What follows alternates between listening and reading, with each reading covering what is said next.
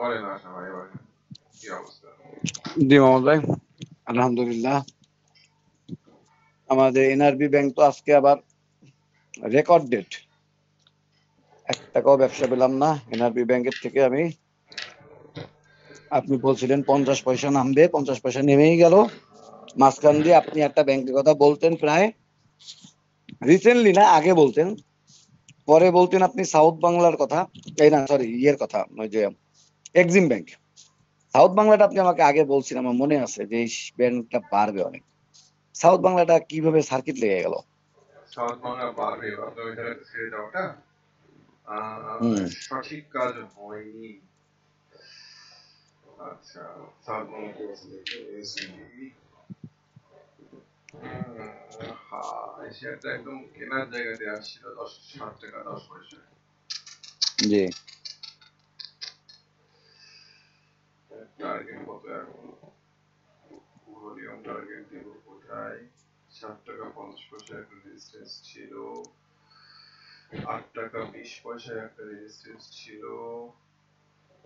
9 টাকা 20 পয়সা টার্গেট। 9 টাকা 20 পয়সা অনেক টার্গেট। উপরে। এখন মন খারাপ করো না, কথা শেষ করে যাও। ওকে, 9 টাকা 20 পয়সা তাহলে টার্গেট গেল। মোহাম্মদ ভাই, এনআরবি ব্যাংক কি তাহলে আরো নামবে ভাবতেছেন? এনআরবি ব্যাংক, এনআরবি জি ব্যাংক, জি নেওয়ার জায়গা আছে। আপনি যদি ক্যালকুলেশন চান নেওয়ার, তাহলে পরে নেওয়ার জায়গা আমি আপনাকে দিতে পারবো। ও 10 টাকা, থামান আগে নেওয়ার জায়গা 10 টাকা 10 পয়সা। আচ্ছা, ও নেওয়ার জায়গাটা, ওর ওই ওর শক্ত সাপোর্টের জায়গাটা ভেঙে ফেলে দিয়েছে 10 টাকা 70 পয়সা, 10 টাকা 60 পয়সা। আর একটা সাপোর্ট আছে, এতক্ষণ অন্য সাপোর্ট আমি দিই না, 10 টাকা 60 পয়সা 70 পয়সা। এই সাপোর্টটা ভাঙলে পারে ও 10 টাকা 10 পয়সার দিকে নামে যাওয়ার সম্ভাবনা থাকে। 10 টাকা 30 পয়সা থেকে 10 টাকা 10 পয়সা।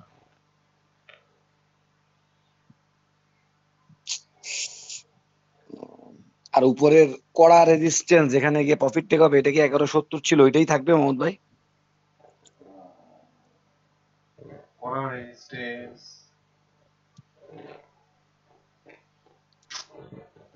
11 টাকা 50 পয়সা থেকে 12 টাকা, ওই 70 সেটা কত নামে আসছে 11 টাকা 12, 11 12 আর 11 কি 11 12 হচ্ছে 11.50 থেকে 12।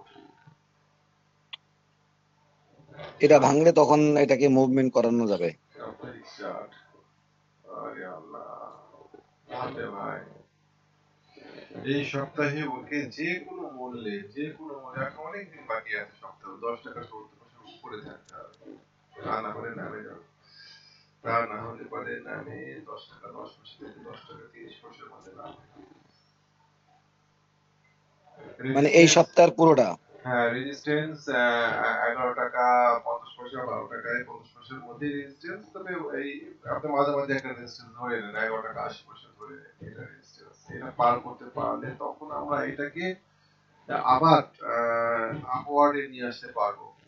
এইটার নিচে থাকলে পারে এই শেয়ারটা অলওয়েজ ব্যাচ। বুঝতে পারছি। ওকে মোহাম্মদ ভাই, মোহাম্মদ ভাই বঙ্গজ কিনেই ফেললাম, ভুল করলাম, কোথায় নামতে পারে? এভারেজ কোথায় করব? বঙ্গোস কেন ভুল করলেন কেন? আচ্ছা, বঙ্গোস, বঙ্গোস ভাই এখন ঘটনা হচ্ছে বুঝছেন, বঙ্গোস হচ্ছে জীবন মরণ রেজিস্ট্যান্সের মুখে পড়েছে। 7 টাকা হ্যাঁ, 30। এই 100 রেজিস্ট্যান্সটা হচ্ছে, রেজিস্ট্যান্সটা শুরু হয়েছে 105 টাকা থেকে, শেষ হয়েছে 110 টাকায়, এই 5 টাকার মধ্যে, বুঝতে পারছেন? ওখানে ওই জন্যই যাই গত সপ্তাহে সে আগাতে পারেনি। এখন, এখন এই মুহূর্তে আপনি যদি market positive, market super, ultra, moody smooth, এই সমস্ত রেজিস্ট্যান্স ভেঙে ফেলে দেওয়া উচিত, বুঝতে পারছেন?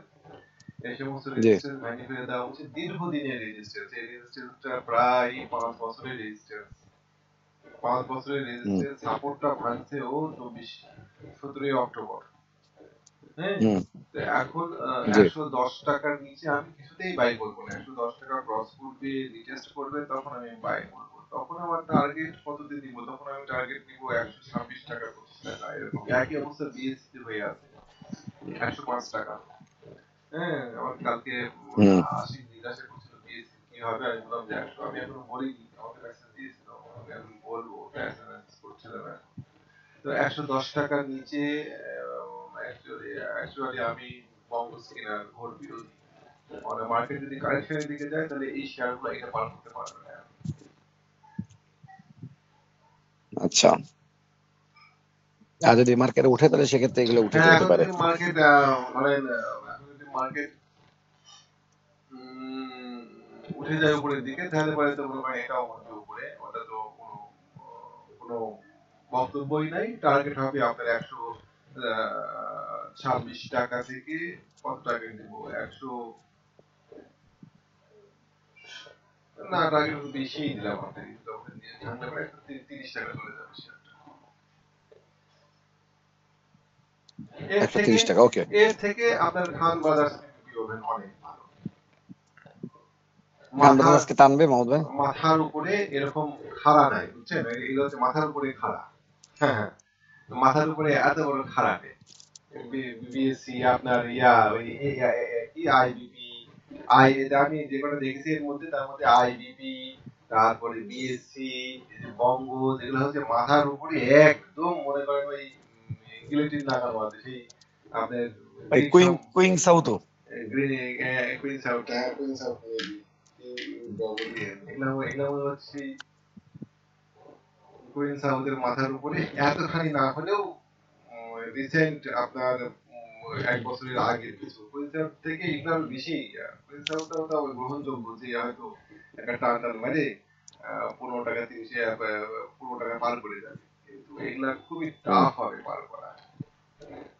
হ্যাঁ, বিএসসি, আইবিপি, মঙ্গলস, এগুলা হাইট করে বাড়া লাগবে। আচ্ছা। মাহমুদ ভাই, ন্যাশনাল পলিমার এই শেয়ারটা নাকি এবারে গিয়ার পাবে শোনা যাচ্ছে। আমার 32 টাকায় কেনা, আমি কি 32-এ বেচে বের হয়ে যাবো? ন্যাশনাল পলিমার নিউজ পাচ্ছি না আপনি? না, নিউজ পাচ্ছি, গতকালকে ভাইয়াই বললো যে ওনাদের হাউসে নাকি অনেক শেয়ার কিনছে। নিউজ বলতে কি এইটুকুই, আর কিছু না। যে অনেক কিনছে আসা শেয়ারটা। তোমার গুলো কি আছে? আমি বলছি, হ্যাঁ ভাইয়া আছে তো, এখনো আজকে মানে 6 মাস হয়ে গেছে। ন্যাশনাল পলিমার, টেকনোট্রাক, এগুলা মোটামুটি একই কন্ডিশনে আছে। একটা উল্লেখযোগ্য বাধা পার করে পরের বাধাটা পার করার অপেক্ষায় আছে। আমি আপনাকে বহু আগে বলেছিলাম 32, এখনো 32ই বলতেছি। 32-এ নানামুখী রেজিস্ট্যান্স আছে। শেয়ারটা যদি আপনি কততে পারলে কিনতে বলবো, টার্গেটটা আগে দিই। টার্গেট 37 টাকা। টার্গেট 37 টাকা, 32 টাকা পার করা সাপেক্ষে আপনার খেয়াল করেন 32 টাকা পার করতে পারে কিনা। আমি ভাই মার্কেট নিয়ে খুবই আতঙ্কিত অবস্থায় আছি, বুঝছেন? আসলে আমাকে নিয়ে আপনি যদি এখন জিজ্ঞাসা করেন বারবার, যেহেতু আমি আতঙ্কিত অবস্থায় আছি, সেহেতু আমি হম, হম। অ্যানালাইসিস করবো নেগেটিভ এখন, বুঝতে পারছেন? যদি এরকম হতো যে আমি জানতাম যে মার্কেট 5,500 চলে যাবে, তাহলে পরে আমি এগুলো সব বাধা পার পেয়ে যেতাম। যে ভাই 32 টাকা পার করে বুঝতে যাবে, পারছি। 37 টাকা যাবে, তারপরে হম। বঙ্গজের 109 টাকা পার করে যাবে, আইপিপি 15 টাকা পার করে যাবে, আমি এগুলো সব পার করে দিতাম। কিন্তু যেহেতু আমি খুবই আতঙ্কের মধ্যে আছি, মার্কেট কারেকশনে গেলে পরে এগুলো যে কিন্তু পার করতে পারবে না, বুঝতে পারছেন? জি। আর যদি আপনার কাছে এরকম কনফার্ম নিউজ থাকে যে মার্কেটে দেখি আপনার উপরে নির্ভর করবে। হ্যাঁ, মানে আমি না, এখন কোনো নিউজ নাই, আপনার মার্কেট কাছে 5,200-তে গিয়েই পড়বে। আপনার এই যদি নিউজটাই আমাদের লং টাতে আছে। আপনার কাছে যদি কনফার্ম নিউজ থাকে যে ভাই এই সমস্ত কিছু না, মার্কেট সুপার হাইপার বুলিশ মুডে আছে, এরকম বুলিশ মুড আমরা যদি দেখিনি আগে তা না, আমরা এরকম বুলিশ মুড 2021 সালে দেখেছি। এপ্রিল মাস থেকে শুরু করে সেপ্টেম্বর মাস পর্যন্ত মার্কেট টানা বাইরেই গিয়েছিল, এবং উল্লেখযোগ্য সমস্ত কিছু বাদশা ভেঙে চলে গিয়েছিল উপরে। আপনার 5,100 থেকে 7300, এই 2000 পয়েন্ট মার্কেট বাড়ছিল, কোনো সিগনিফিকেন্ট কারেকশন ছাড়া। যদি আপনার কাছে এরকম কোনো নিউজ থাকে যে ভাই মার্কেট 1000 পয়েন্ট বাড়বে 4600 থেকে 5600 পর্যন্ত, তাহলে পরে ভাই এই সমস্ত সব রেজিস্ট্যান্স ভেঙে যাবে। যেমন আপনার কাছে কি নিউজ আছে বা আপনি মার্কেটে কি দৃষ্টিতে দেখছেন? যেমন ধরেন মার্কেটে শক্ত রেজিস্ট্যান্স ছিল 4950, মার্কেট এই জায়গাতে বাড়ি খাওয়া সম্ভাবনা অতীতে বিভিন্ন জায়গাতে আমরা দেখতে পাইছি। এরকম ক্ষেত্রে ডায়মন্ড রেজিস্ট্যান্সের ক্ষেত্রে মার্কেট 90% ক্ষেত্রে রিঅ্যাক্ট করে। মার্কেট এখানে রিঅ্যাক্ট করে। মার্কেটের নেক্সট রেজিস্ট্যান্স ছিল 5143, 44, 45 এরকম জায়গাতে। মার্কেট এখানেও রিঅ্যাক্ট করেনি, মার্কেট এখানে উঠে চলে গিয়েছে উপরের দিকে। মার্কেটের মার্কেটের সামনে এখন ওই রিঅ্যাক্ট করার মতন জায়গা কম। এখন একটা স্ট্রাকচারাল রেজিস্ট্যান্স আছে মার্কেটের সামনে, সেটা হচ্ছে 5270। এই জায়গাতে সিগনিফিকেন্ট আহামরি হাই হাই ভলিউম নাই, নরমাল সাধারণ ভলিউম আছে। ভলিউম আছে হচ্ছে 5600 তে। বুঝতে পারছেন? আপনি যদি মনে করেন যে না ভাই 5270 80 এগুলো মারবে না, মার্কেট একবার 5600 তেই যাবে, 1000 পয়েন্টের মুভমেন্ট হবে, সেক্ষেত্রে আপনি এই সমস্ত রেজিস্ট্যান্স মার্কেটে শেয়ার মার্কেট সে বাইরে পুড়ে চলে যাবে উপরের দিকে। সো আপনাকে আমি আবারও বলতেছি যে আপনার কাছে নিউজ থাকে, নিউজ ফলো করেন এবং তাদের কথা শুনেন। Fortune favours the brave. আমি এখন মার্কেট নিয়ে কিছুটা রক্ষণাত্মক। আমি দেখবো 5270 কি আচরণ করে মার্কেট, বা আমি হয়তো ব্যবসা নাও করতে পারি। ওয়াইম্যাক্স শেয়ারটার অবস্থানটা কি? ওয়াইম্যাক্স বানান কি? ডাব্লিউ ও না, ওআই Y WiMAX WiMAX cluster of resistance 25 টাকা 80 পয়সা পরে কিনেন শেয়ারটা। এই শেয়ারটা এই খুবই ঘিসিমিসি অবস্থানে অবস্থান নিয়ে আগাচ্ছি। 26 টাকার পরে কিনেন, অর্থাৎ তারপরে কিছু প্রফিট পাবেন। 25 টাকা 80 থেকে 26 টাকার পরে কিনলে প্রফিট কত হবে আর সাপোর্ট কত?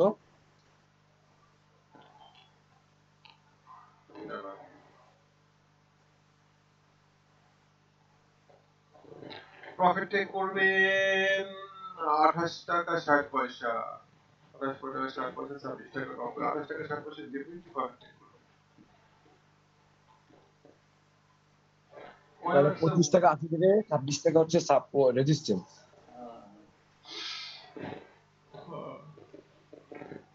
28 টাকা 60 দেখি। নর্মাল সাপোর্ট কি একটু মুভমেন্টে যেতে পারবে? Support better result. সাপোর্ট আসলে ওই যে ওইটাতে আটকায় আছে, পাচ্ছে না। 24 টাকা রেজিস্ট্যান্সে আটকায় আছে, 24 টাকা পার না করলে এটা মুভমেন্টে আনতে পারছে না। খামাখা ভলিউম নাই, বুঝলেন? আমি দেখি করে দিলাম ভলিউম না থাকার কারণে। ও ভলিউম আমিও কাউকে দিতে দিচ্ছি যে ওই মাউন্ট আজকে কি তাহলে কোন একটা আইটেম দেন কিনবো? তবে আইসিবি কি বেঁচে দিব আজকে মত ভাই? আমি আইসিবি আজকে টান আসবে ভাই। আমি আবারও বলি যে মার্কেট নিয়ে আমি খুবই আইসিবি আপনি 53 টাকায় বেশি দিবেন। হ্যাঁ, 53 15 টাকায়। টাকা বেঁচে দিব। হ্যাঁ, উঠছিল অবশ্য। আচ্ছা, আজকে আমার তরফ থেকে আপনাকে আমি কয়েকটা শেয়ারের নাম দিই। হ্যাঁ, এগুলো আমার ভালো লাগছে। জি, মনে রাখেন এগুলোতে কোনো নিউজ নাই, আমার ভালো লাগছে তাই।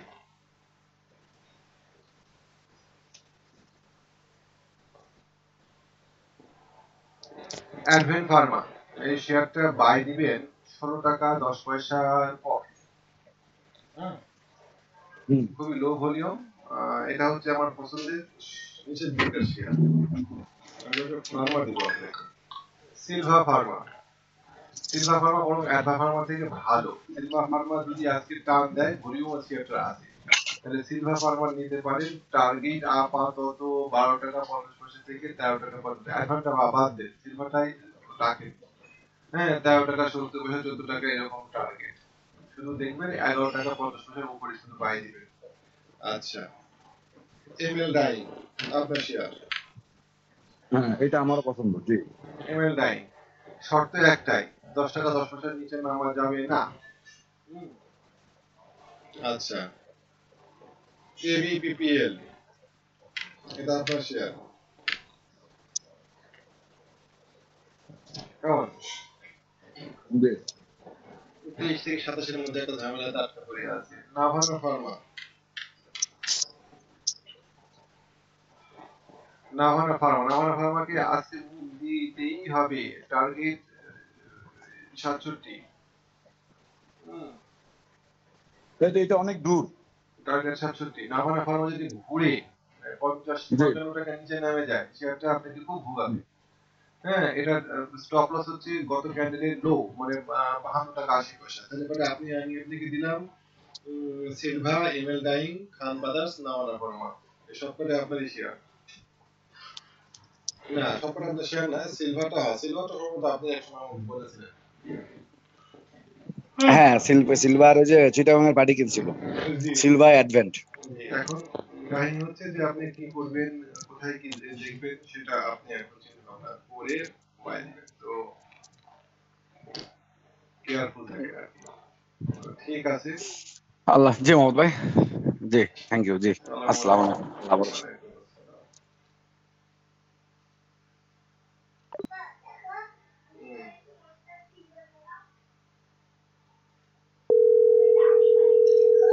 হুম।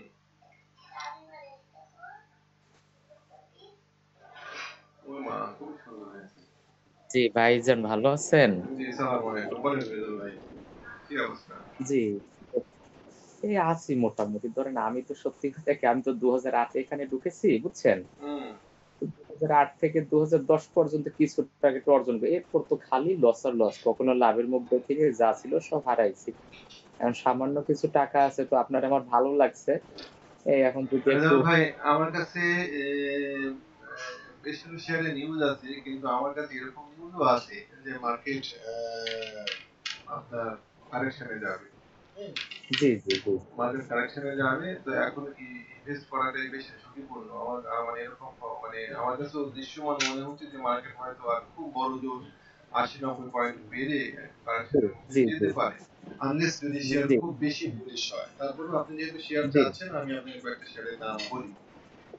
জি খান ব্রাদার্স, KBPPL, জি জি খান ব্রাদার্স। খান ব্রাদার্স, তারপরে এটাই মূলত আমার কাছে নিউজ আছে, বুঝতে পারছেন? এটা ভালো জি হবে এরকম নিউজ আমার কাছে খান ব্রাদার্সের আছে। জি জি এর পাশাপাশি এমএল ডাইং, তারপরে নাভানা ফার্মা, এই জি শেয়ার গুলার দিকে আপনি খেয়াল রাখতে পারেন, যে আচ্ছা ভালো হবে কিনা। এমএল ডাইং অলরেডি আমার কিছু কেনা আছে 9 টাকা 80 পয়সা করে। জি খান ব্রাদার্স আজকে আমি কিছু কিনবো কিনা দেখবো, আসি কিছু সেল জি করে দিয়ে।